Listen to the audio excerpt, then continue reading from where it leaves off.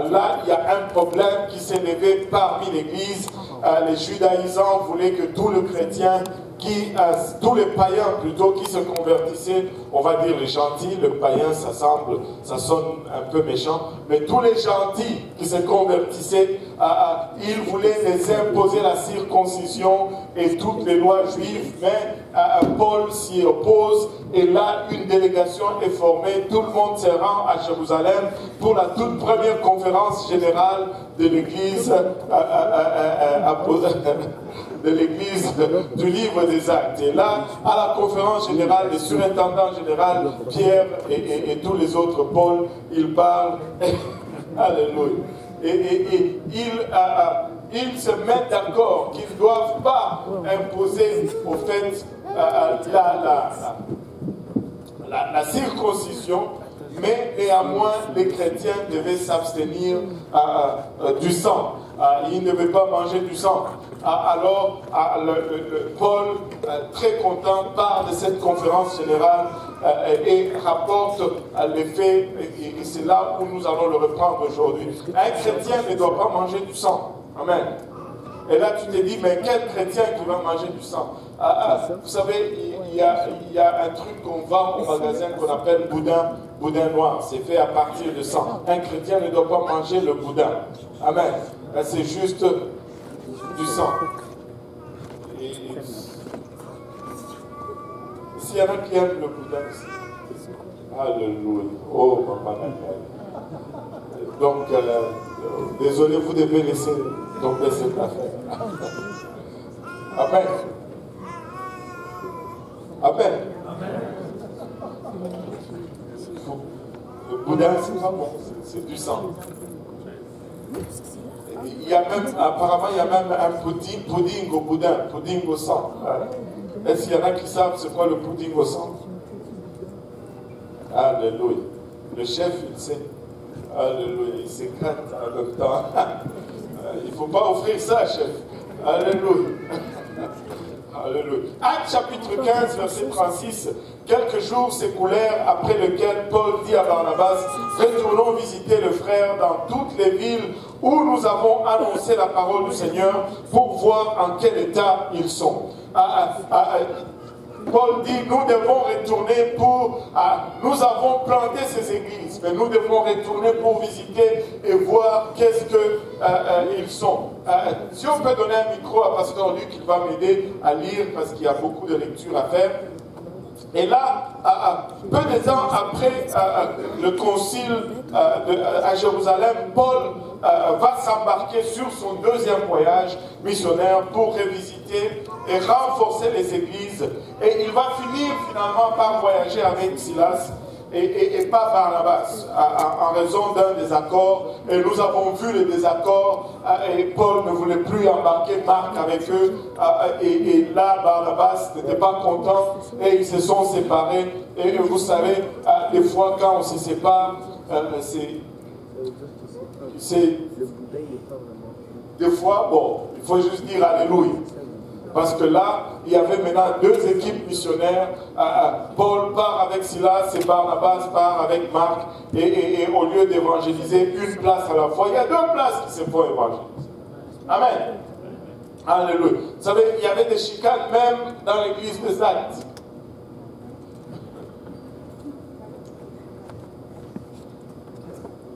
Oh, je ne veux plus venir à l'église parce qu'il y a des chicanes de dirigeants. Il y avait des chicanes de dirigeants même dans le livre des Actes.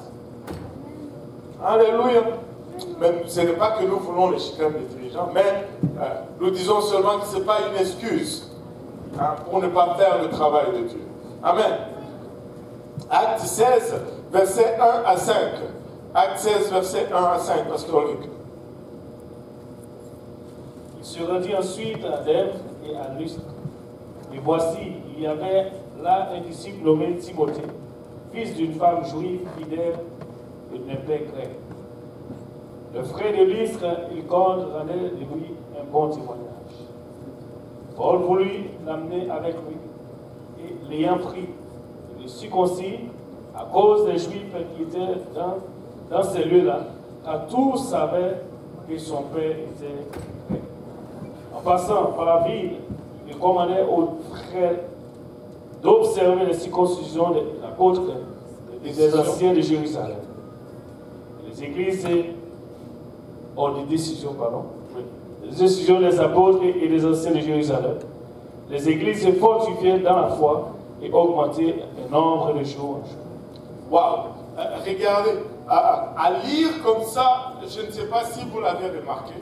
Est-ce qu'il y a quelqu'un qui a remarqué un problème dans ce passage? Alléluia. Il vient de la conférence générale où il s'est battu pour la circoncision. Et là, il fait la circoncision de Timothée. C'est contradictoire. Alors, et regardez ceci. Il dit, il se rendit ensuite à Derbe et à Lystre. Voici, il y avait là un disciple nommé Timothée, fils d'une femme juive, fidèle et d'un père grec. Les frères de Lystre et d'Icône rendaient de lui un bon témoignage. Paul voulut l'amener avec lui et l'ayant pris, il le circoncit. Et puis au verset 4, il dit, en passant par les villes, il recommandait aux frères d'observer les décisions des apôtres des anciens de Jérusalem. Et les décisions, c'était, il ne faut pas circoncire les païens. Et là, il prend Timothée et il le circoncit. Paul, qu'est-ce que tu veux qu'on fasse? On va regarder ces points, mais développons tout ceci. Premièrement, Paul va écrire, si on lit, va écrire plus tard que Timothée était une troisième génération apostolique. Timothée n'était pas un apostolique de première génération, mais il était de troisième génération. Regardez, 2 Timothée 1,5, il dit, 2 Timothée 1,5, il dit, gardant le souvenir de la foi sincère qui est en toi, qui habita d'abord dans ton aïeul, Loïs, et dans ta mère Eunice, et qui, j'en suis persuadé, habite aussi en toi. Il dit, ta grand-mère Loïs était une femme de foi, et ta mère Eunice était aussi une femme de foi, et c'est cette foi que tu as aujourd'hui en toi, Timothée. Timothée n'était pas un chrétien de première génération, ni de deuxième génération, il était de troisième génération. Je veux juste profiter pour ouvrir une parenthèse et dire ceci, que tu n'es pas condamné à rétrograder parce que tu es de deuxième ou de troisième génération. Ce n'est pas seulement parce que tu es de première génération, alléluia, que tu peux être en feu pour le Seigneur. Tu peux juste garder cette attitude de première génération à chaque génération.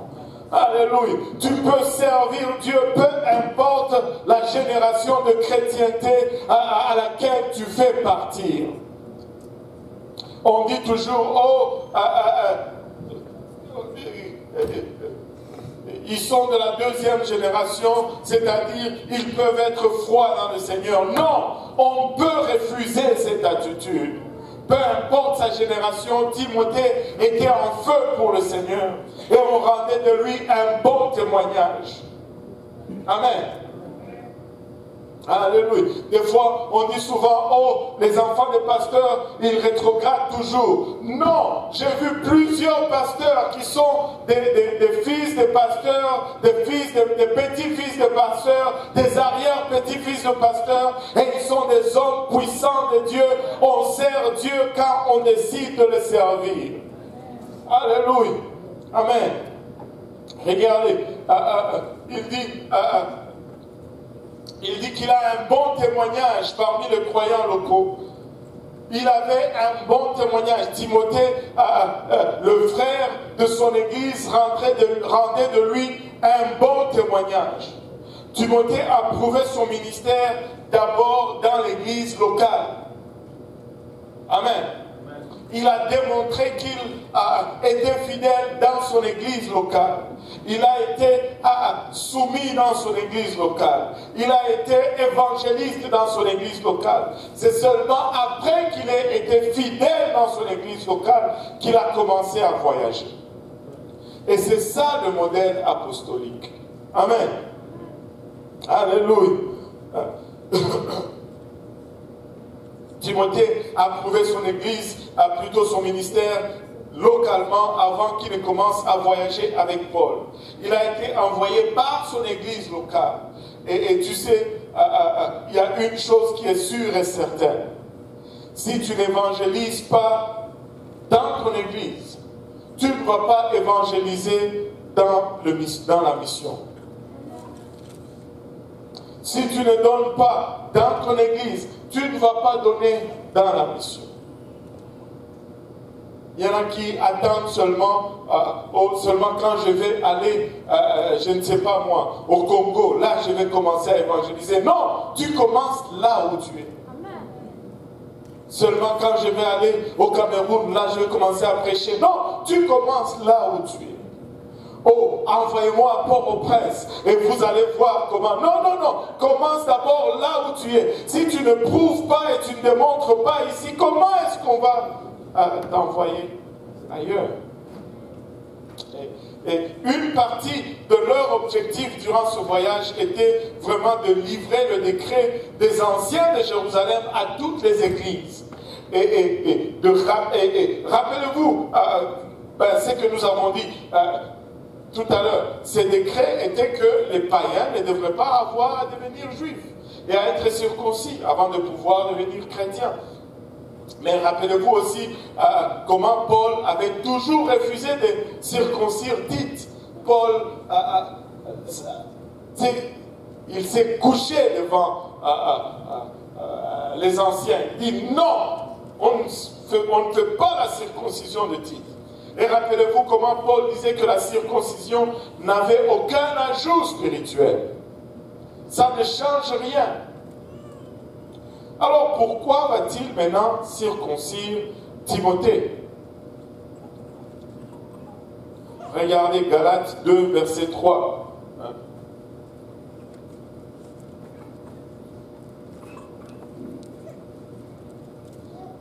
Mais Tite, je ne sais pas si je l'ai mis. Galates 2, verset 3 et puis 6, verset 15. Je pense que je ne les ai pas mis sur le slide. Mais Tite, qui était avec moi et qui était grec, ne fut pas même contraint de se faire circoncire. Et cela à cause de faux frères qui s'étaient furtivement introduits et glissés par le nom pour épuyer la liberté que nous avons en Jésus-Christ avec l'intention de nous enseigner. Il les appelle faux frères, ceux qui forçaient Tite à se circoncire. Et regardez Galates 6, 15, il dit car ce n'est rien que d'être circoncis ou incirconcis. Ce qui est quelque chose, c'est d'être une nouvelle créature. Mais c'est même Paul qui déclare toutes ces choses. C'est même Paul prend Timothée, et va le circoncire. Est-ce que c'est une inconsistance? Pas du tout. Premièrement, la première chose, c'est que Tite était grec pur. Tite, son père et sa mère étaient des Grecs. Mais Timothée était à moitié juif. Sa mère était juive. Et vraiment, la nationalité ou l'identité juive est transmise par la maman.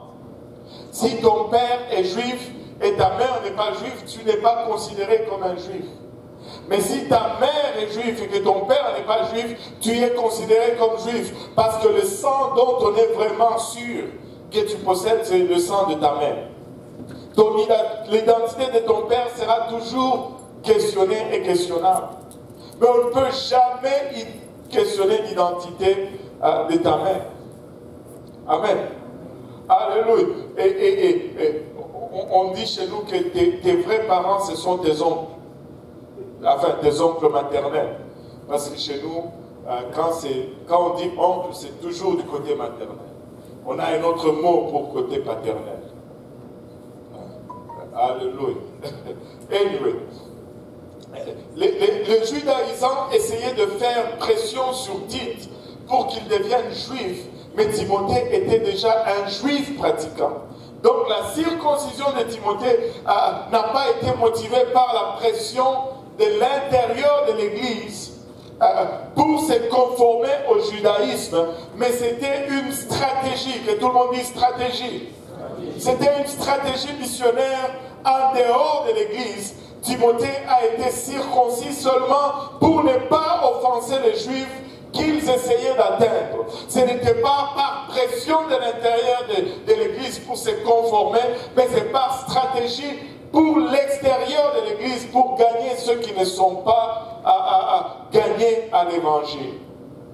Et il y a des choses comme ça que nous allons faire, que des fois des gens vont interpréter de travers, ou confondre, ou ne pas prendre. Je me rappelle, Pasteur Serge, sûrement il est en train de travailler dans le bureau, là. Je me rappelle un jour, il y a très très longtemps, il faisait partie de la chorale.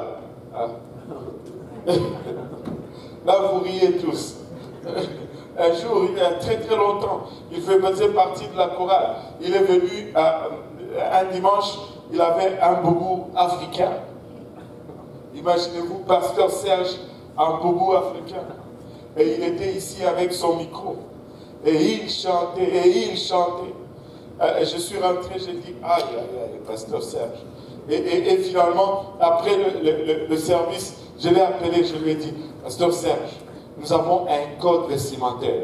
Et quand tu montes sur la plateforme, si tu es un homme, tu dois t'habiller en chemise, cravate et veston. Vous savez pourquoi on fait cela?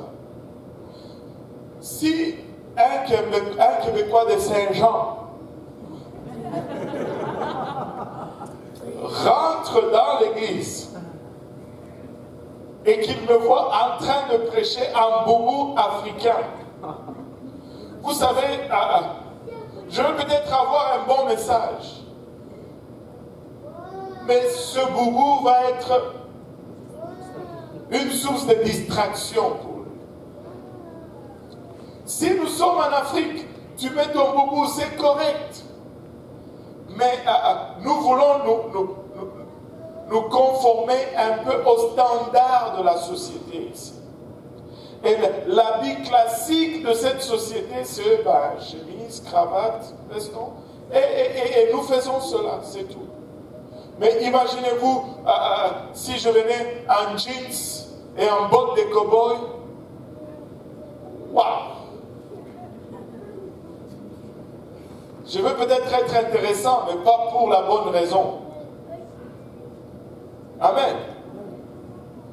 Je veux peut-être attirer l'attention, mais pas pour la bonne raison. Donc, est-ce que si je ne porte pas de cravate, je vais aller en enfer? Non, pas du tout. C'est une stratégie. C'est une stratégie. Tu peux être sans cravate et aller au ciel. Tu peux être avec cravate et aller en enfer. Ça ne change rien. Mais si tu veux rester classique dans cette société occidentale jusqu'à nouvel ordre, c'est ça la règle. Amen. Et c'est ça le standard de la société dans laquelle nous sommes. Alléluia. Amen. Gloire à Dieu. Donc, si tu es un homme, tu viens sur la plateforme, il faut se raser la barbe. Amen. Il faut raser la barbe. Amen. Et il faut mettre une chemise, cravate et veston. Et c'est ça le standard. Lundi, mardi, mercredi, jeudi, vendredi, samedi, dimanche. Alléluia, amen, gloire à Dieu.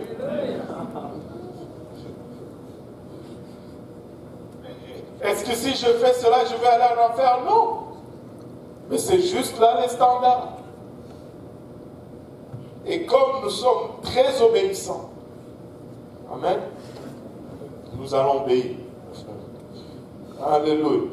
1 Corinthiens 9, versets 19 à 23.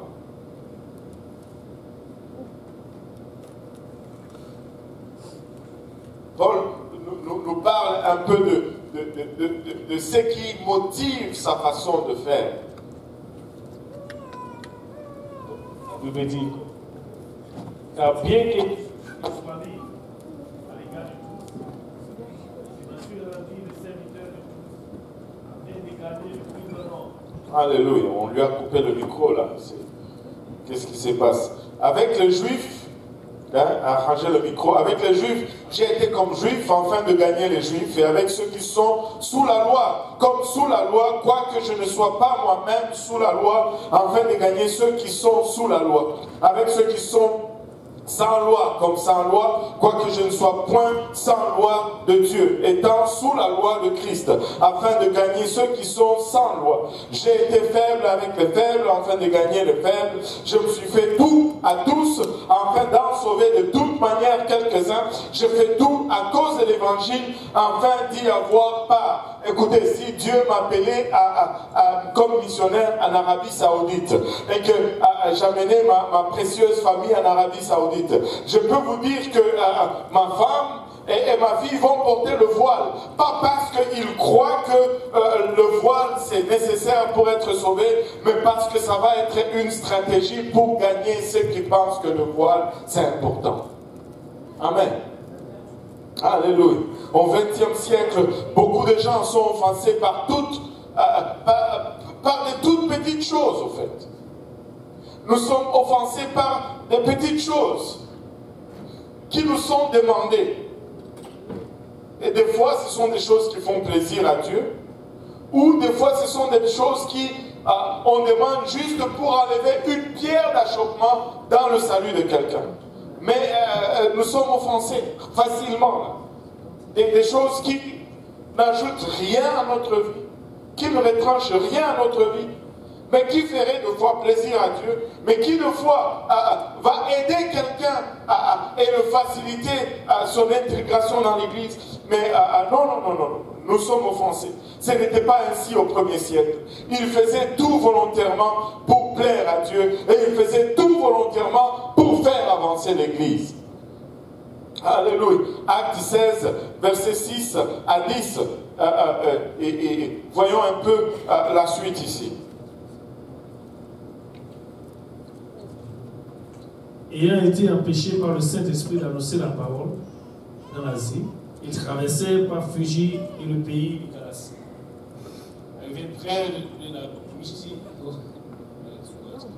il se déposait à l'entrée de Bithynie, mais l'Esprit de Jésus-Christ ne leur permit pas. Il franchit alors la Mysie et descendit à Troa. Et pendant la nuit, Paul eut une vision. Le Macédonien lui apparut et lui dit cette prière: passe à Macédoine, secours-nous. Et après cette vision de Paul, nous cherchons aussitôt à nous rendre à Macédoine, concluant que le Seigneur nous appelait à y annoncer la bonne nouvelle. Waouh, regardez ceci. Je ne sais pas si vous avez remarqué vraiment ce langage. Empêché par le Saint-Esprit et l'Esprit de Jésus ne leur permit pas. Dans un verset, il dit empêché par le Saint-Esprit, et l'autre, il dit l'Esprit de Jésus ne leur permit pas. Laissez-moi vous dire, ce ne sont pas deux esprits, c'est le même esprit. Le Saint-Esprit, c'est l'Esprit de Jésus. Il ne faisait pas face à deux esprits. C'est l'Esprit de Dieu qui est le Saint-Esprit, qui est l'Esprit de Jésus-Christ, au fait, qui le guidait. Et vous pouvez remarquer que ils se sont vraiment... Ils cherchaient... Des fois, on a tendance que Paul, il savait tout. Non. Quand tu lis ici, tu comprends une chose. Il cherchait à tâtons qu'est-ce qu'était la volonté de Dieu. Il a essayé d'aller ici, ça n'a pas allé. Il a essayé d'aller là-bas, ça n'a pas allé. Et finalement, Dieu lui a révélé qu'est-ce qu'il devait faire ou bien où il devait aller. Ils étaient des gens comme nous. Ils fonctionnaient comme nous. Des fois, tu essayes un peu ici alors que tu cherches la volonté de Dieu. Des fois, tu essayes un peu là, ça ne marche pas, la porte se ferme. Tu essayes un peu ici, ça ne marche pas, la porte se ferme. Et finalement, Dieu va te révéler, c'est ça exactement que je veux. Ils cherchaient à tâtons la voix de Dieu. Mais finalement, quand ils l'ont trouvé, ils l'ont embrassé pleinement. Ils l'ont embrassé pleinement. Des fois, la voix de Dieu ne vient pas du premier coup.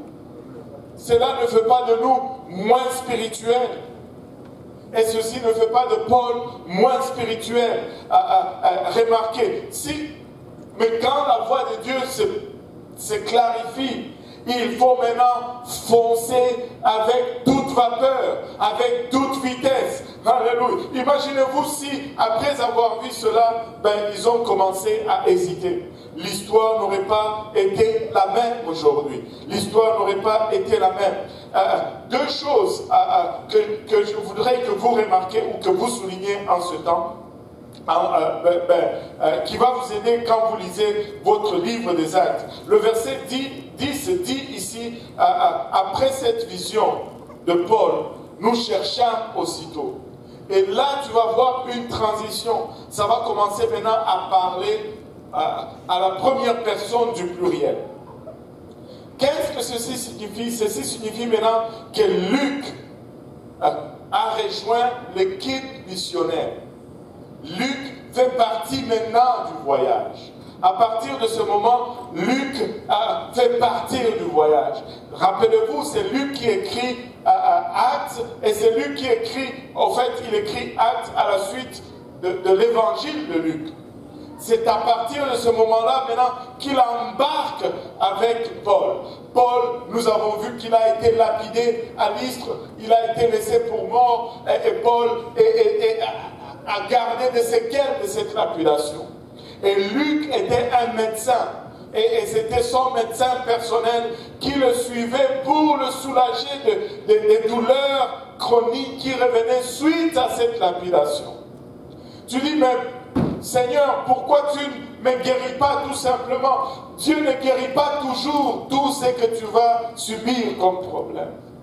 Paul était un serviteur de Dieu. Paul, il a prié pour des gens qui sont ressuscités. Il a prié pour des miracles extraordinaires. Mais quand il prie pour, et plusieurs théologiens disent que c'était là les chartres de Paul, dont Paul parle, quand il dit, Seigneur, enlève cette écharpe de ma chair. Mais Dieu dit, ma grâce te suffit.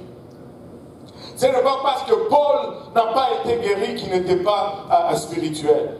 Ce n'était pas parce que Paul n'était pas guéri qu'il n'avait pas l'expérience et la puissance de Dieu.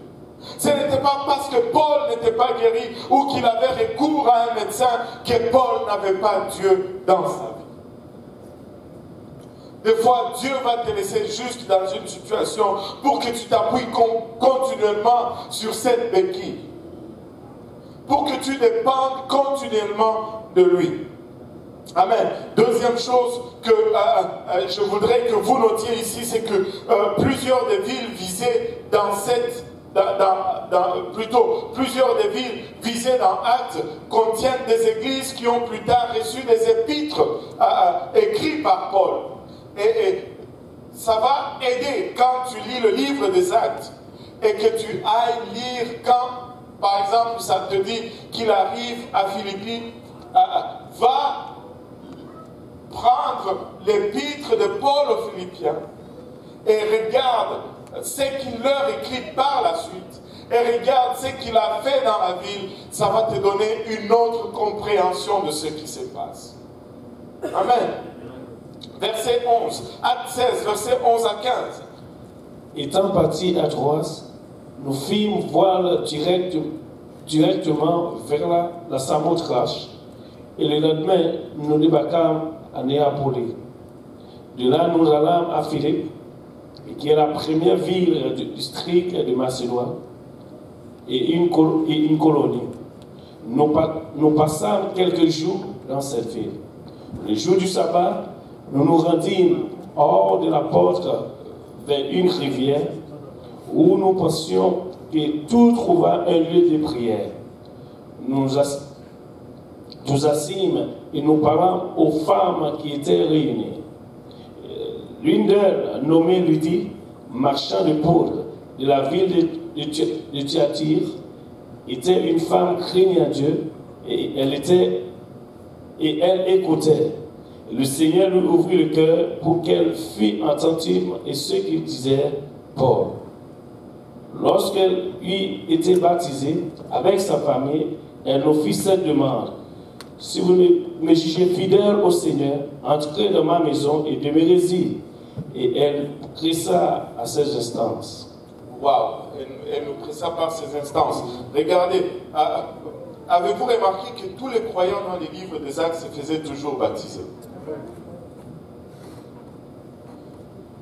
Tu sais, plusieurs fois, ils vont parler, et dans le chapitre 16 ici, il y a deux maisons qui vont se faire baptiser. La maison de Lydie et la maison du geôlier. Et ça, c'est vraiment le modèle apostolique. Si vous n'avez pas été baptisé au nom de Jésus, vous n'êtes pas un chrétien dans le sens biblique du terme. Et avant de se faire appeler chrétien, ils se faisaient baptiser. Et avant de se dire qu'ils étaient chrétiens, ils passaient par les eaux du baptême. Au verset 16, l'histoire continue. Comme nous allions au lieu de prière, une servante qui avait un esprit de python et qui, en devinant, procurait un grand profit à ce maître, vint au-dedans de nous. On va aller jusqu'au verset 24. Il se mit à nous suivre. Paul et nous, elle criait, ces hommes sont les serviteurs du Dieu très haut, et ils vous annonçaient la voie du salut. Et elle fit cela pendant plusieurs jours. Paul, fatigué, se retourna et dit à l'esprit, je t'ordonne, au nom de Jésus, de sortir d'elle. Et il sortit à l'heure-même. Et le maître de la servante, voyant disparaître l'espoir de requin, et se saisit de Paul et Silas et les traînait sur la place publique devant le magistrat. Il les présentait au prêteur en disant, ces hommes troublent notre ville. Et ce sont des Juifs qui annonçaient des coutumes et qui ne nous permettent ni de recevoir ni de suivre, à nous qui sommes Romains. Et la foule se souleva aussi contre eux, et ces prêteurs, ayant fait arracher leurs vêtements, ordonnèrent qu'on les battût de verges. Après qu'on leur eut chargé de coups, ils se jetaient en prison, en recommandant au geôlier de les garder sûrement. Et le geôlier, ayant reçu cet ordre, le jeta dans la prison intérieure et les mit les serres aux pieds. Waouh! Et vraiment, maintenant que Dieu commence à bouger, Satan commence aussi à essayer d'entraver l'œuvre. Quand Dieu bouge, Satan va aussi bouger. Là où Dieu travaille, le diable va pointer aussi son nez. Soyez assurés de cela. Mais il faut juste ouvrir l'œil. On ne peut pas dire Dieu ne bouge pas parce que Satan va venir. Non. Dieu doit bouger, mais quand Satan va venir, nous devons être prêts. Amen. Et maintenant, le diable va toujours utiliser des manœuvres pour essayer d'entraver l'œuvre. Ici, il utilise une fille démoniaque qui rendait au fait un service à ses maîtres en les enrichissant par la divination. Vous savez, l'homme est toujours fasciné par le surnaturel. Mais cette fascination du surnaturel ne doit pas être notre guide pour savoir, pour chercher Dieu au fait. Et elle criait à plusieurs reprises, cette femme, derrière Paul et Silas. Ces hommes sont les serviteurs du Dieu très haut. Et ils vous annoncent la voie du salut. Écoutez-les. Au fait, le diable était en train de prêcher pour l'Église. On se serait dit, c'est correct, une voix de plus. Ça va dans notre sens. Mais Paul a dit non. Et il y a une raison pour cela. Paul l'a fait taire. Parce que si tu laisses le diable déclarer sa vérité pour un temps, ou déclarer la vérité pour un temps, les gens vont le croire. Mais quand il va commencer à dire le mensonge, les gens ne sauront plus quoi faire. Vous savez, même une horloge brisée donne l'heure exacte 2 fois par jour. Amen. Même une horloge brisée donne l'heure exacte 2 fois par jour. Ce n'est pas parce que quelqu'un dit une chose qui est vraie ou 2 choses qui est vraie que tout devient vrai. Je dois rester ancré dans cette parole. Je dois m'accrocher à la parole de Dieu. Je dois m'assurer que mon horloge tourne et que l'aiguille tourne vraiment. Alléluia. Tu ne peux pas bâtir. Tu ne peux pas, en fait, faire de 2 versets une doctrine. Amen. Alléluia. Paul ne voulait pas qu'un esclave de Satan fasse la promotion de son message. On n'a pas besoin de l'aide du diable. Nous n'en voulons pas. Nous n'en voulons pas de l'aide du diable. Alléluia. Se mettre, se soucier plus de l'argent qu'ils allaient perdre que toute autre chose. Ils ont accosté Paul et Silas, ils ont fait fouetter, ils ont fait jeter en prison, parce qu'ils ont prêché l'évangile. Ils se sont retrouvés en prison. Ils n'ont rien fait de mal. Ils n'ont pas prêché une mauvaise doctrine. Ils n'ont pas menti. Ils voulaient que les gens soient sauvés, mais ils se retrouvent en prison après avoir été flagellés. Tu sais, ce n'est pas parce que tu fais du bien que tout va toujours bien aller. Des fois, tu fais le bien et tu récoltes des problèmes. Est-ce que pour cela, tu vas arrêter de faire le bien? Non, tu continues à faire le bien.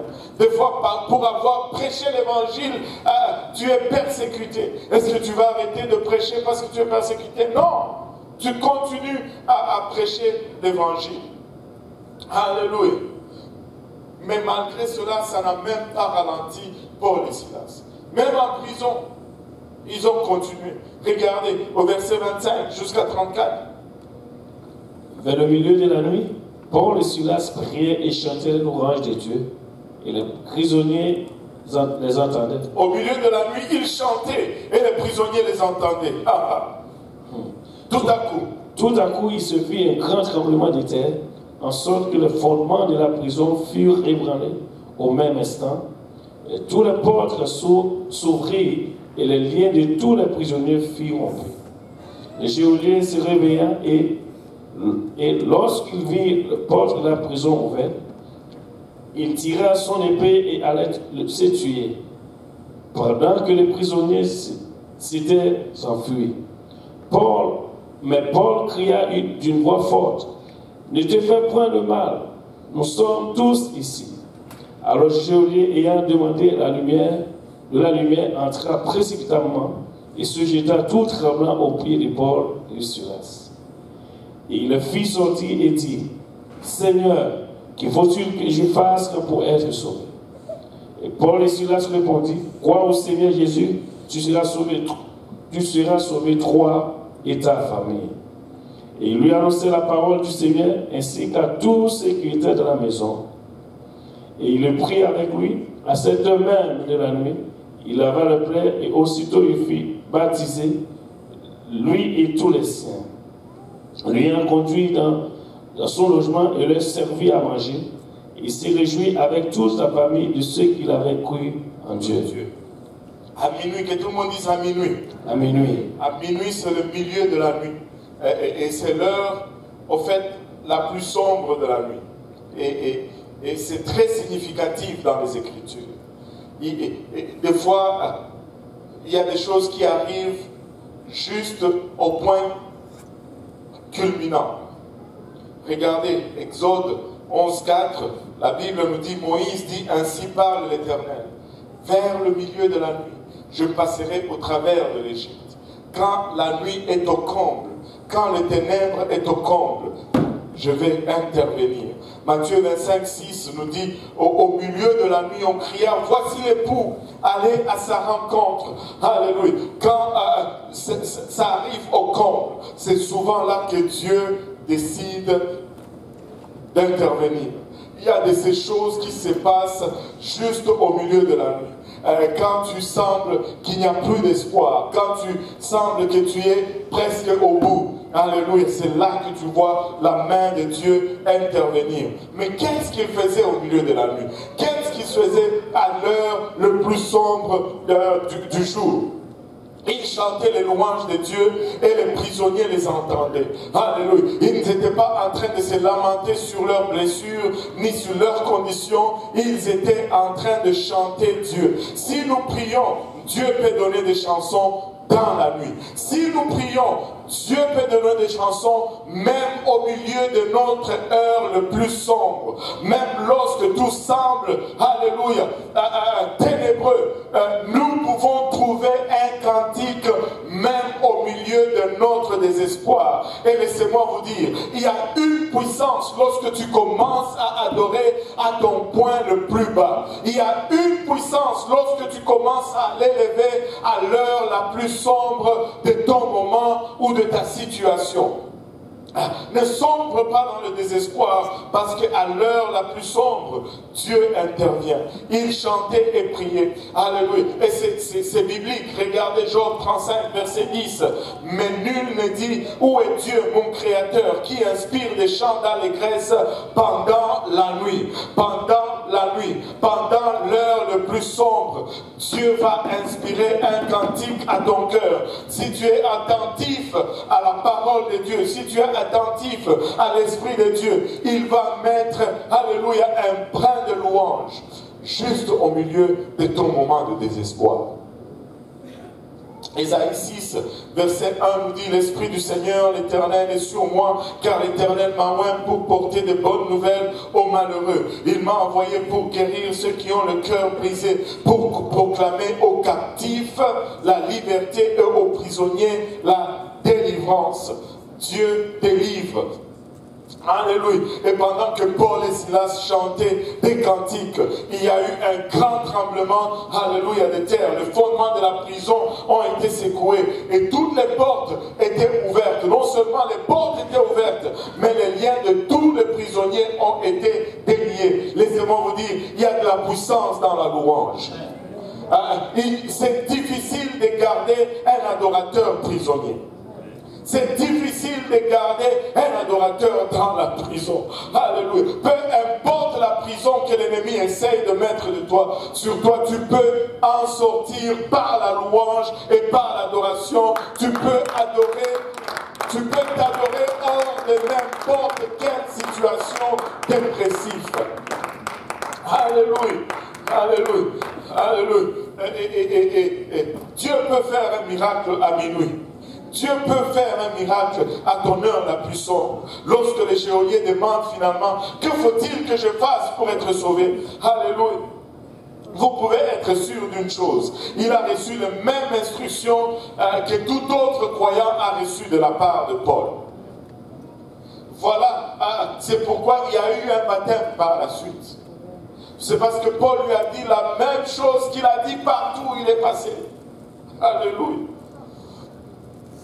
Parce que les gens disent, Paul lui a dit, crois seulement, tu seras sauvé, toi et ta famille, point final. Non. Il lui a dit plein d'autres choses. C'est pourquoi il y a eu un baptême par la suite. Vous savez, le mot croire dans le Nouveau Testament est synonyme du mot s'engager. Et quand vous croyez, vous vous engagez. Quand vous croyez, vous obéissez. Amen. Tu seras sauvé, toi et ta famille. Des fois, nous devons réclamer cette promesse. Alléluia. Crois seulement, tu seras sauvé, toi et ta famille. Cela ne veut pas dire, je crois et ma famille est automatiquement sauvée. Non, non, non. Je crois, ma vie change et ma famille qui est proche de moi commence à regarder. Et le premier témoin de ton changement d'attitude, c'est ta famille. Le premier qui vont voir que, wow, il y a quelque chose qui n'est plus pareil avec ce type ou avec cette fille, c'est ta famille. Et quand ils voient cela, il va toujours avoir une réaction de leur part. Des fois, ils vont te rejeter, te persécuter. mais des fois, ils vont embrasser la parole de Dieu. Mais réclame cette promesse. Je réclame ma famille. Alléluia. Au nom de Jésus-Christ, je réclame, alléluia, que je suis juste la prémisse de ma famille, mais que ma famille va suivre. Alléluia. Versets 35 à 40, toujours le même chapitre, 16. Quand il fait jour, les prêteurs envoyaient les lecteurs pour dire au geôlier, relâche tes ordres. Et les geôliers annonçaient les choses à Paul, et les prêteurs ont envoyé dire qu'on vous relâche. Maintenant donc, sortez et allez en paix. Mais Paul dit aux lecteurs, après nous avoir battus de verge publiquement et sans jugement, nous qui sommes romains, ils nous ont jetés en prison et maintenant ils nous font sortir secrètement. Et il ne sera pas ainsi. Et qu'ils viennent eux-mêmes nous mettre en liberté. Les lecteurs rapportaient ces paroles aux prêteurs et il fit effrayer en apprenant qu'il était romain. Et il vint les apaiser et il les mit en liberté en les priant de quitter la ville. Quand il fit sortir la prison, il entrait chez Lydie et après avoir vu exhorter le frère, il partit. Wow. Notez que Paul refuse de sortir en catimini. Parce que c'est là où c'est sauvé juste c'est par la petite porte de derrière là. C'est là aller probablement mettre un soupçon sur son ministère. Tu sais, nous ne devons pas être toujours pressés d'être délivrés. Ne soyons pas toujours pressés d'être délivrés. Et remarquez ici, Paul utilise sa citoyenneté romaine, pas pour sortir de prison, mais pour rester en prison. Nous autres, on l'aurait utilisé pour sortir, mais lui, il l'utilise pour rester. En fait, pour lui, tout ce qui compte, c'est l'avancement de la parole. Maintenant que je suis ici, que j'ai l'opportunité de prêcher, je ne veux plus bouger. Je reste. Mais s'il te plaît, on commence à les supplier maintenant pour sortir. Non, vous nous avez fait frapper publiquement. Maintenant, vous voulez nous faire sortir en catimini. Non, non, non, je ne sors pas. Faites-nous sortir aussi publiquement. Que les gens voient. Et quand les gens vont voir, ben, on va leur prêcher. Paul n'utilise pas sa citoyenneté ou cet avantage, il ne l'utilise pas pour sortir en catimini, il ne l'utilise pas pour jouir d'une liberté, mais il l'utilise pour presser ou faire avancer la parole de Dieu. Écoutez, nous avons des fois des privilèges sociaux, nous avons des fois des privilèges intellectuels, mais si nous pouvons mettre cela au profit de l'évangile, au lieu de toujours s'en servir pour notre avantage, écoutez, nous allons être en une autre direction. À une autre place, je voulais dire. Au chapitre 17, ici, Paul et Silas, chapitre 17, à partir du premier verset, Paul et Silas passèrent par Antioche et à Apollonie.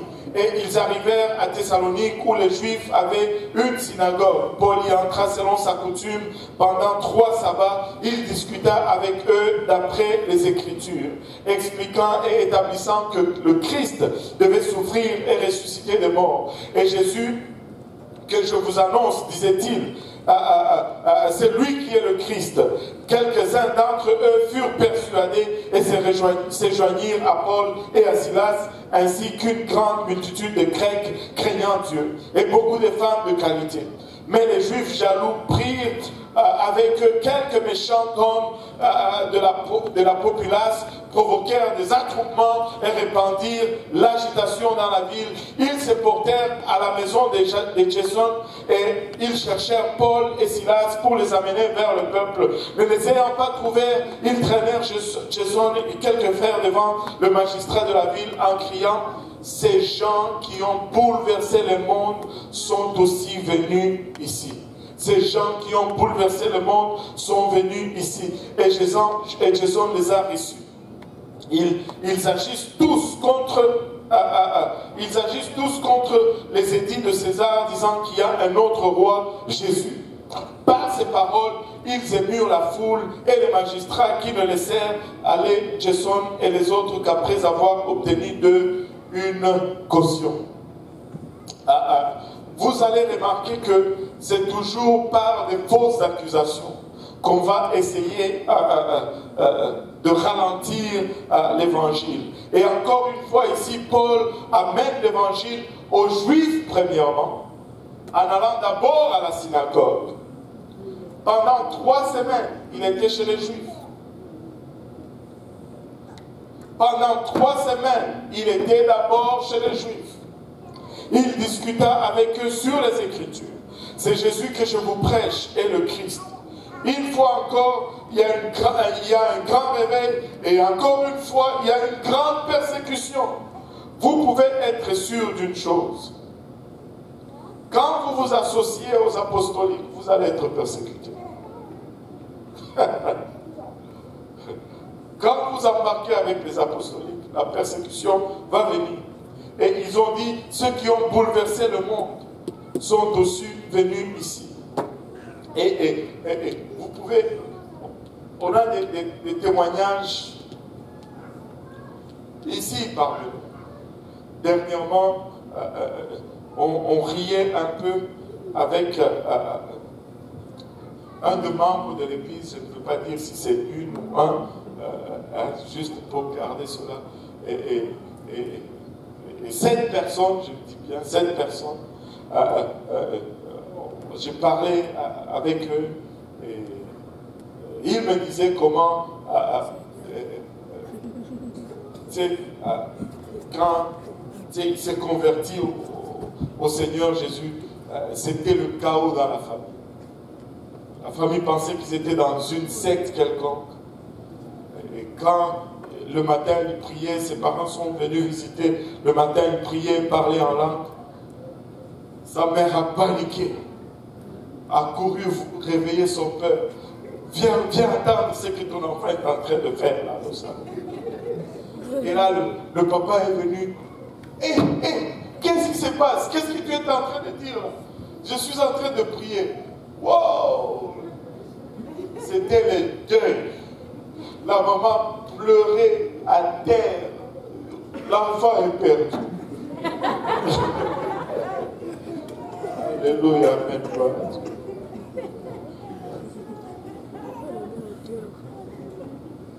Quand tu t'associes aux apostoliques, tu ne sais jamais. Il y a la persécution.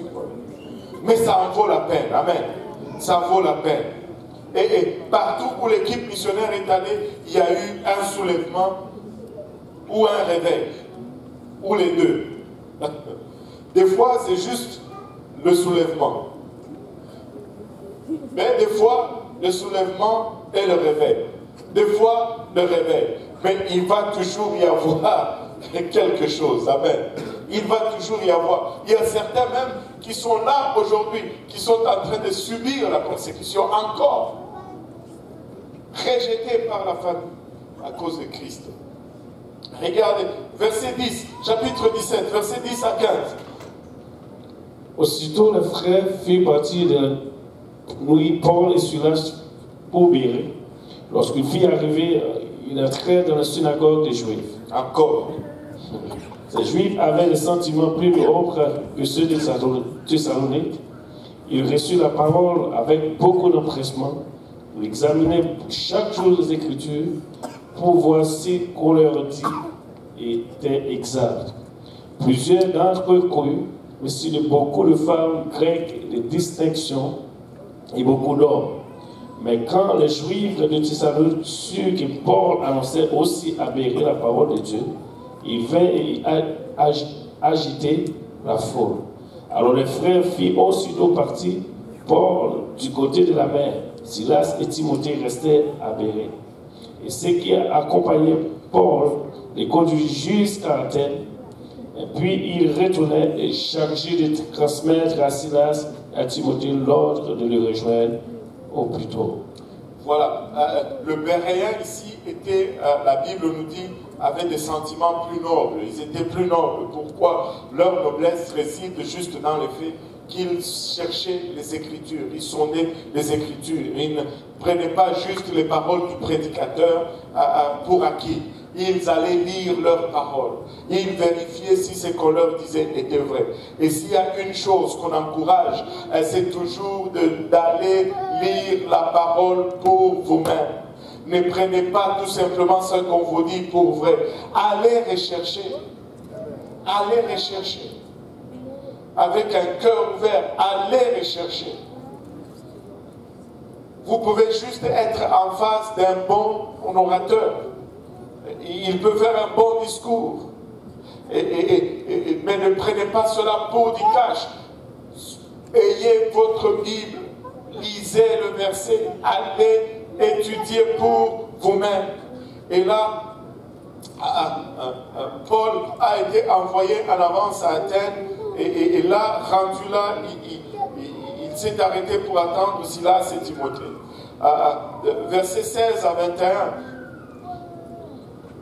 Comme Paul attendait à Athènes, il sentait au-dedans de lui un esprit irrité à la vie de cette ville pleine d'idoles. Il s'entraînait donc dans la synagogue avec les Juifs et les hommes craignaient Dieu. Et sur la place publique, chaque jour, avec ceux qu'il rencontrait, quelques philosophes épicuriens et historiciens se mirent à parler avec lui. Et les uns disaient, que veut dire ce discours? Et d'autres, d'entendre annoncer Jésus et la résurrection, disaient, il semble qu'il annonce des divinités étrangères. Alors, il le prit et le menait à l'aéropage en disant, pourrions-nous savoir quelle est cette nouvelle doctrine que tu enseignes? Car tu nous fais entendre des choses étrangères. Nous voudrons donc savoir ce que cela peut être. Or, tous les Athéniens et les étrangers demeurant à Athènes ne passaient leur temps qu'à dire ou à écouter les nouvelles. Wow. Ils passaient tout leur temps à dire et à écouter des nouvelles. Ça a l'air d'un pays où le taux de chômage est très élevé. Je me rappelle, chez nous, tu sais, tu te réveilles le matin, il y a plein de gens qui sont juste là, au soleil, dos à un mur, en train de parler. Ils ne font rien, juste à écouter et à dire des choses. En tout cas, on va passer. L'esprit de Paul est agité à cause de ce qu'il voit dans la vie. Je ne sais pas pour vous, mais nous ne devons pas arriver à une place où nous voyons toute cette idolâtrie, nous voyons toute cette immoralité et que nous restons juste normaux. Et nous ne pouvons pas vivre dans la ville que nous vivons et ne pas être vexés. Encore une fois, je veux dire, si tu as une voiture et tu te promènes toujours en voiture, tu es épargné de beaucoup de choses. Prends le métro, prends l'autobus et tu vois comment le monde est complètement hors track. Et en été, souvent, je ne sais pas pour les autres lignes, mais ça m'est arrivé souvent de prendre la ligne verte tard le soir, vers 23 h. On dirait que c'est une autre population. Tu vois des jeunes habillés en noir, lisant des trucs, des zombies. C'est macabre. C'est tout un autre monde qui se promène dans le métro vers ces heures-là et qui vont vers le centre-ville. C'est vraiment différent. Et là, tu ressens même un esprit différent. Des fois, honnêtement, c'est pas pour dire que je suis plus spirituel, non, mais tu vois que eux aussi te regardent, ils sentent que tu as un autre esprit. Vous n'avez pas le même esprit. Tu ne peux pas rester indifférent. Il a amené à nouveau l'évangile aux Juifs premièrement et à ceux qui sont dévoués, puis finalement il rencontre les intellectuels d'Athènes. Maintenant, les religions grecques étaient une simple déification. Ils ont rendu au fait les attributs humains, ils ont déifié les attributs humains et les pouvoirs naturels. C'était une religion entièrement dépourvue du pouvoir moral. Les mythes grecs parlaient des dieux et des déesses qui, dans leur propre rivalité, agissaient plus comme des humains que des dieux. Et c'était totalement impossible de prendre exemple sur ces gens-là. Zéus, dont sa femme le trompe avec quelqu'un, et puis Zéus prend ce type, il l'attache à une pierre et il le jette dans le fond de la mer. C'est de là où on a la pierre sur la bague de fiançailles. Oui.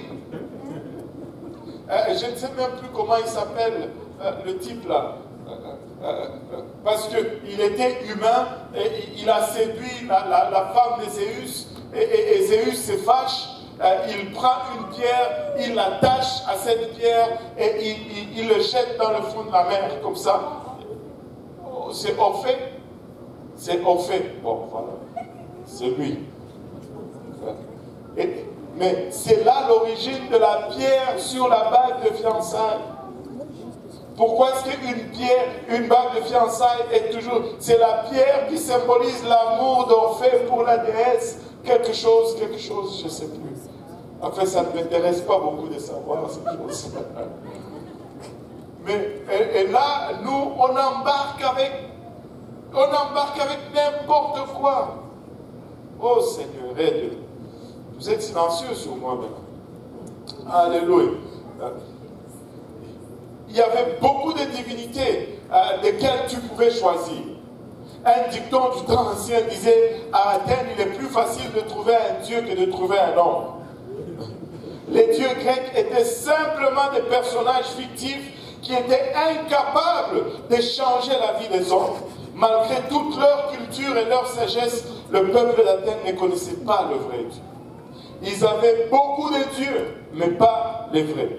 Regardez les épicuriens. Les épicuriens, c'était une secte de philosophes qui cherchaient la vérité par l'expérience plutôt que par le raisonnement. Ils étaient matérialistes et ils étaient athées. Et leur but dans la vie était d'embrasser le plaisir. Le plaisir pour le plaisir. Et il y a beaucoup d'épicuriens aujourd'hui dans le monde. C'est la philosophie qui prévaut dans le monde, dans la société aujourd'hui. Ce n'est pas étonnant que nous sommes tellement enclins à la connaissance ou à la science. La connaissance, c'est tout. La science définit tout. Au point même où dans l'église du Dieu vivant, nous oublions que Dieu nous a dit de ne pas manger le fruit de l'arbre de la connaissance. L'épicurianisme. Les stoïciens, de l'autre côté, étaient une secte de philosophes qui rejetaient l'idolâtrie des cultes païens et enseignaient qu'il y avait un monde de Dieu. Ils étaient panthéistes et ils soulignaient la discipline personnelle et la maîtrise de soi. Ils recherchaient la vérité par le raisonnement et essayaient d'être insensibles aux sentiments intérieurs et aux circonstances extérieures. Ils croyaient que le plaisir était mal. Si tu avais un peu de plaisir, c'était péché. Et leur but dans la vie était d'embrasser la douleur. Quand ça te faisait souffrir, c'était bon. Je pense que c'est eux qui ont inventé le médicament. On dirait que ça doit goûter mal pour que ça guérisse. Je ne sais pas. Alléluia. Les épicuriens disaient profite de la vie. Et les stoïciens disaient endure la vie. Mais Paul était en mesure de leur dire comment trouver la vie en abondance. Alléluia.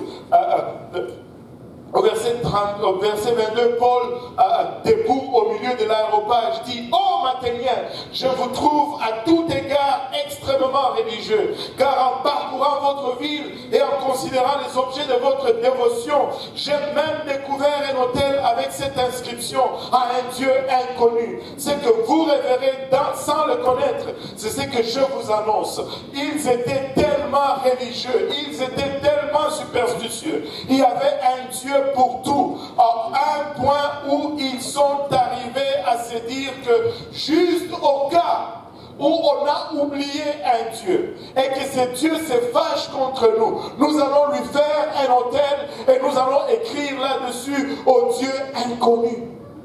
Juste au cas où nous en avons manqué un. Et Paul leur dit, c'est ce Dieu inconnu que je viens vous prêcher aujourd'hui. Paul vient les trouver là où ils sont et il commence à parler là où ils sont. Alléluia. Le Dieu qui a fait le monde et tout ce qui s'y trouve, étant le Seigneur du ciel et de la terre, n'habite point dans les temples faits de mains d'hommes. Il n'est point servi par des mains humaines comme s'il avait besoin de quoi que ce soit. Lui qui donne à tous la vie, la respiration et toutes choses. Il a fait que tous les hommes, alléluia, il a fait que tous les hommes sortis d'un seul sang habitassent sur toute la surface de la terre, ayant déterminé la durée des temps et les bornes de leur demeure. Il a voulu qu'ils cherchassent le Seigneur et qu'ils s'efforçassent de le trouver en tâtonnant. Alléluia, en tâtonnant, que tout le monde dise en tâtonnant. Alléluia, un peu ici, un peu là, mais si tu as le désir de le trouver, tu vas le trouver. Amen. Bien qu'il ne soit pas loin de chacun de nous, car en lui nous avons la vie, le mouvement et l'être. C'est qu'on dit aussi quelques-uns de vos poètes, de lui nous sommes la race, ainsi donc étant la race de Dieu. Nous ne devons pas croire que la divinité soit semblable à de l'or ou à de l'argent ou à de la pierre sculptée par l'art et l'industrie de l'homme. Dieu, sans tenir compte des temps d'ignorance, annonce maintenant à tous les hommes, en tout lieu, qu'ils aient à se repentir, parce qu'il a fixé un jour où il jugera le monde selon la justice par l'homme qu'il a désigné. C'est donc qu'il a donné à tous une preuve certaine en les ressuscitant des morts. Maintenant, l'aréopage était sur la colline de Mars, était le plus haut tribunal de la terre. C'était un endroit où les gens se rencontraient et que si tu avais quelque chose d'important ou d'intéressant à dire, tu pouvais aller et dire et les gens allaient t'écouter. Maintenant, il y avait un conseil qui était chargé de veiller sur la religion et l'éducation qui se tenait à l'aréopage dans la ville. Notez que l'approche de Paul ici est différente avec les nations qu'avec les Juifs. Avec les Juifs, il va toujours parler ou argumenter à partir de la parole. Mais quand il parle aux païens plutôt, il va argumenter toujours du point de vue de la création. Il va se référer toujours à la nature ou à la création. Pourquoi? Parce que la création révèle aussi Dieu autant que sa parole. Amen. Il ouvre la bouche et il commence là où ils sont et prêche Jésus. Alléluia. Ils ont même un autel au Dieu inconnu qui indique la fin spirituelle. Écoutez, ce monde est rempli de gens qui cherchent mais sans savoir ce qu'ils cherchent. Ils ont un vide sans savoir qu'est-ce qui peut combler leur vide. Ils essaient de le combler avec le plaisir, avec l'alcool, la drogue et l'argent, mais ça ne comble pas ce vide. Seul Jésus-Christ peut combler ce vide. Alléluia. Seul Jésus-Christ peut combler ce vide. Alors Paul leur parle de Dieu qu'il connaît. Vous êtes à la recherche de quelque chose et moi je l'ai trouvé. Vous cherchez quelque chose, mais moi Paul je connais. Et il dit Dieu n'est pas une divinité lointaine. Il n'est pas loin de chacun de vous. Et Paul cite même certains de leurs poètes. Il cite même certains de leurs poètes. Car en lui nous vivons, nous avons le mouvement et l'être. Ça c'est du grec. Puis il ajoute une citation de deux poètes qui sont Aratos et Cléante. Car nous sommes aussi sa descendance. Il utilisent sa connaissance de leur culture pour prêcher Christ. Son point est que Dieu nous a fait à son image. Et nous sommes donc censés de ne pas faire de Dieu une image autre. Regardez Galates 4, versets 3 à 5. Nous aussi, de la même manière, lorsque nous étions enfants, nous étions sous l'esclavage de rudiments du monde. Mais lorsque le temps a été accompli, Dieu a envoyé son Fils, né d'une femme, né sous la loi, afin qu'il racheta ceux qui étaient sous la loi, afin que nous ressuscitions l'adoption. Paul, dans le long passage que nous avons lu, il a fait un clin d'œil au verset 30. Il dit, sans tenir compte des temps d'ignorance. Il y a eu un temps d'ignorance. Mais l'ignorance ne doit pas nous amener à la condamnation. Il y a eu un temps d'ignorance, mais Dieu amène un temps de révélation aujourd'hui. Je pense que c'est le cas pour nous tous. Moi, probablement c'est seulement les enfants qui sont ici. Mais nous tous, nous sommes arrivés à cette vérité un jour, après avoir vécu un temps d'ignorance. Mais nous ne devons pas regarder cela comme un handicap. Paul lui-même dit, nous-mêmes, nous étions sous ce temps d'ignorance. Il leur fait un clin d'œil. Oui, vous êtes aujourd'hui dans l'ignorance. Moi aussi, je suis passé par là. Mais au temps indiqué, Dieu nous a amenés dans la pleine connaissance de qui il est. Romains 5, 6 à 8. Car lorsque nous étions encore sans force, Christ au temps marqué est mort pour les impies.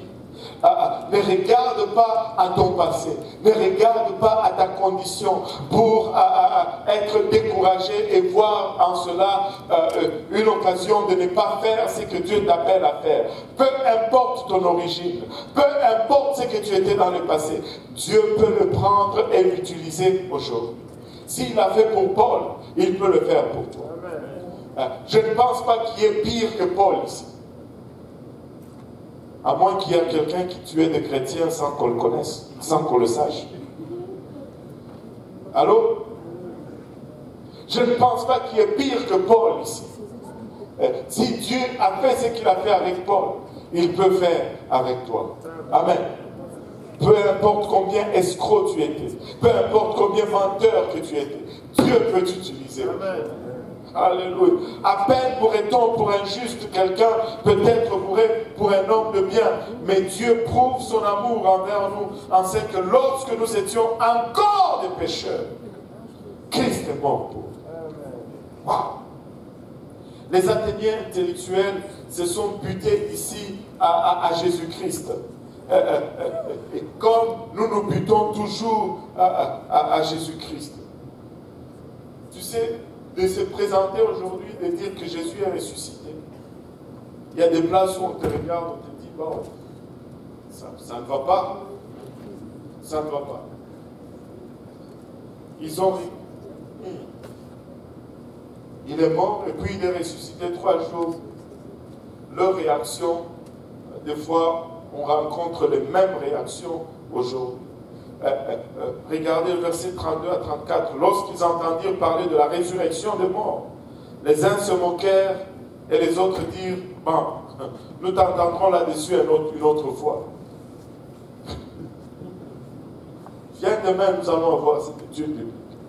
Et là, le lendemain, quand tu viens, personne n'ouvre prier à la porte. Tu appelles, personne ne répond. Après une semaine, on a changé de numéro de téléphone. Ainsi, Paul se retira du milieu d'eux. Et quelques-uns néanmoins s'attachèrent à lui et crurent Déni, l'Aéropagite, une femme nommée Damaris, et d'autres avec eux. Tu sais, tu peux prêcher l'évangile. Plusieurs peuvent dire non, non, moi je ne crois pas. Mais persévère. Il y aura peut-être un Denis quelque part, le Montréalais. Il y aura peut-être une Damaris quelque part, ou d'autres qu'on nomme pas quelque part. Amen. Vous savez, 1 Corinthiens 1, 22 à 29 nous dit ceci. Les Juifs demandent des miracles et les Grecs cherchent la sagesse. Mais nous prêchons Christ crucifié. Scandale pour les Juifs et folie pour les païens.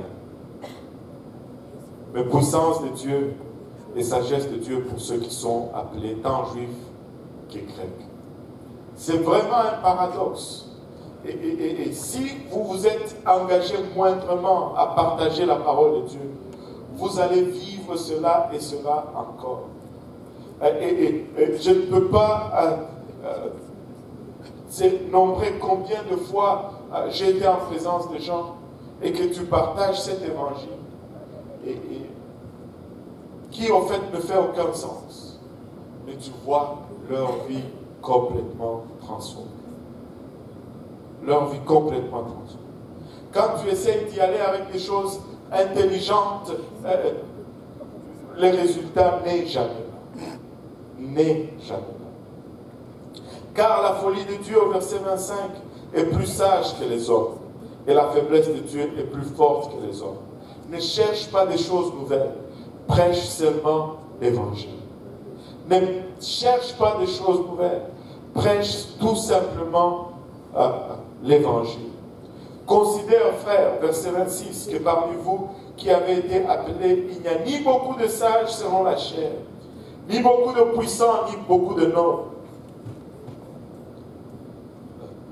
Plusieurs vont être emportés dans cet désir de gagner des grands, ce désir de gagner des nobles. Mais Paul nous dit, il n'y a pas beaucoup de nobles dans nous. En tout cas, je ne sais pas, peut-être que vous cachez vos classes de noblesse, mais vous le faites bien si vous le cachez. Il n'y a pas beaucoup de nobles. Mais Dieu a choisi les choses folles du monde pour confondre les sages. Dieu a choisi les choses faibles du monde pour confondre les fortes. Et Dieu a choisi les choses viles du monde, celles qu'on méprise, celles qui ne sont point, pour réduire à néant celles qui sont, afin que nulle chair ne se glorifie devant Dieu. Les résultats ne vont jamais provenir de nos habilités, de nos capacités. Ce n'est ni par la force, ni par la puissance, mais par mon esprit, dit le Seigneur. En se levant tous ensemble,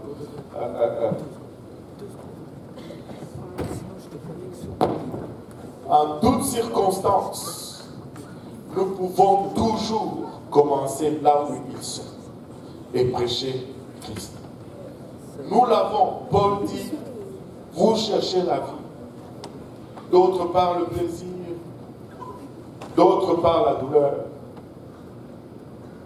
Mais nous avons la vie en abondance. Si nous pouvons juste décider de ne pas garder silence,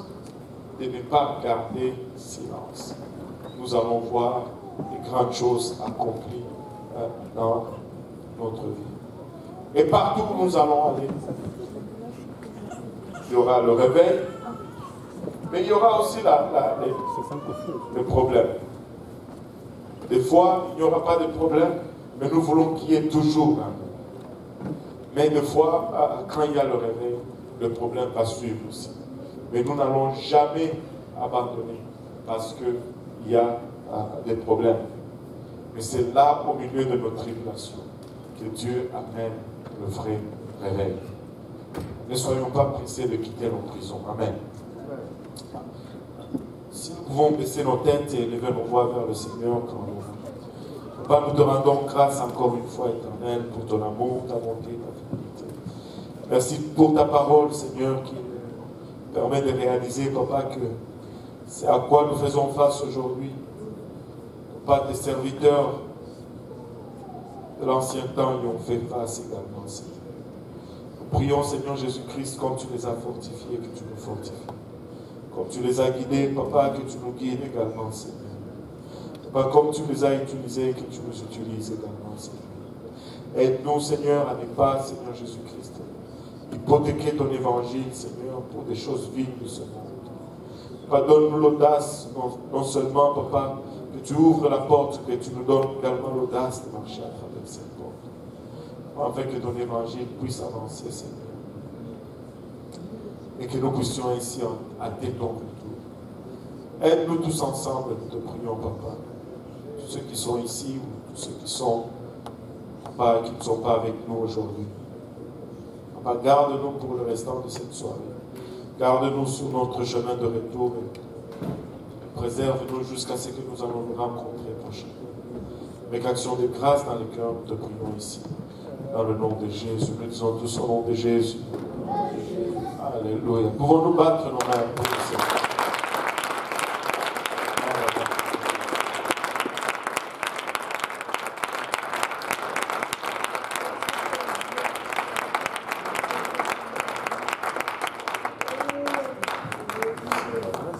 Le Seigneur nous aide à réaliser qu'en toutes circonstances, nous pouvons prêcher l'évangile. Amen. Serrez la main de votre voisin, partir, faites-le avec un sourire. Il y a un téléphone Samsung qui a été oublié ici. Si vous voulez chercher votre téléphone, il est là depuis le dimanche. C'était Prométhée, c'était pas en fait. C'était Prométhée. Promettait des choses. Il s'est retrouvé dans le fond de la mer. Amen.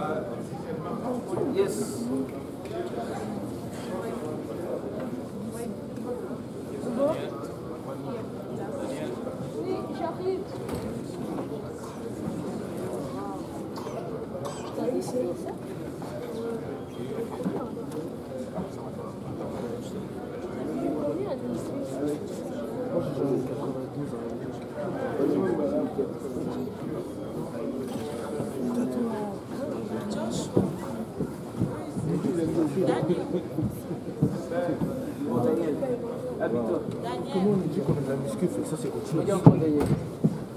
Voilà, c'est un peu mieux. Daniel.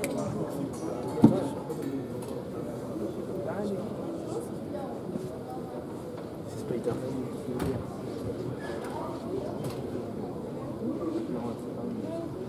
C'est la même chose que tous les autres moyaux.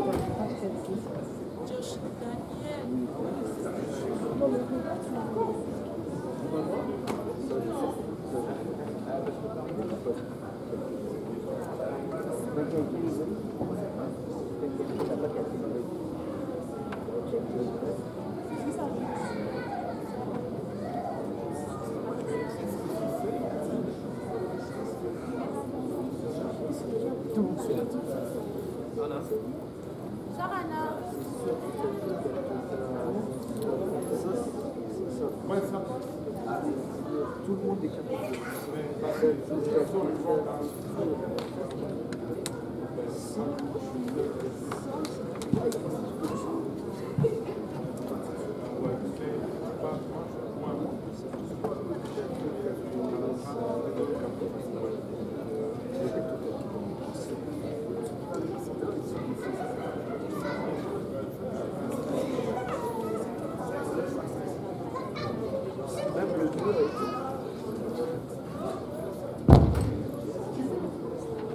Qu'est-ce que tu fais, Caleb?